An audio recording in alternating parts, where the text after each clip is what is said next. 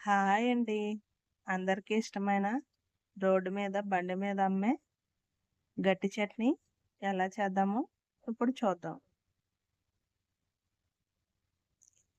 చాలా అంటే చాలా పర్ఫెక్ట్‌గా వస్తుంది. నేను చెప్పిన కొలతల ద్వారా చేస్తే. ముందుగా స్టవ్ ఆన్ చేసి, ఒక కప్ పల్లీలు వేసి బాగా వేయించుకుందాం.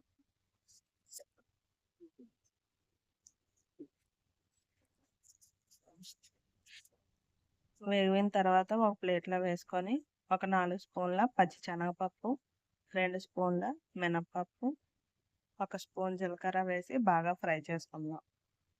మంచి అరోమా వచ్చే వరకు ఫ్రై చేసుకోవాలి.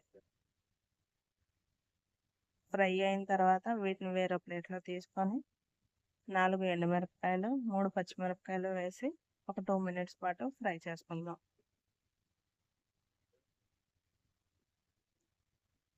ఇప్పుడు మనం వేయించుకున్న పప్పులన్నీ బాగా చల్లారిన తర్వాత ఒక కప్పు కొబ్బరికాయ ముక్కలు, మనం వేయించుకున్న పప్పులు, 1 ఇంచు అల్లం, ఎండుమిరపకాయలు, పచ్చిమిరపకాయలు, ఒక పిడికెడు కొత్తిమీర వేసి రుచికి సరిపడా ఉప్పు వేసి మిక్సీ చేసుకుందాం.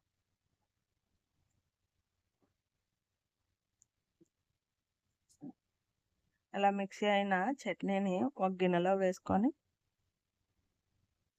ఇప్పుడు తాలింపు పెట్టుకుందాం.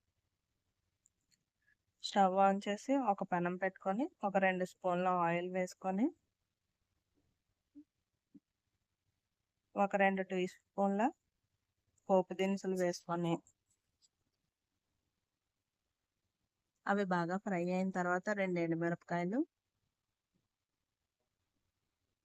ఒక 6 వెల్లుల్లి రెబ్బలు, కొద్దిగా కరివేపాకు వేసుకొని బాగా ఫ్రై చేసుకోవడము.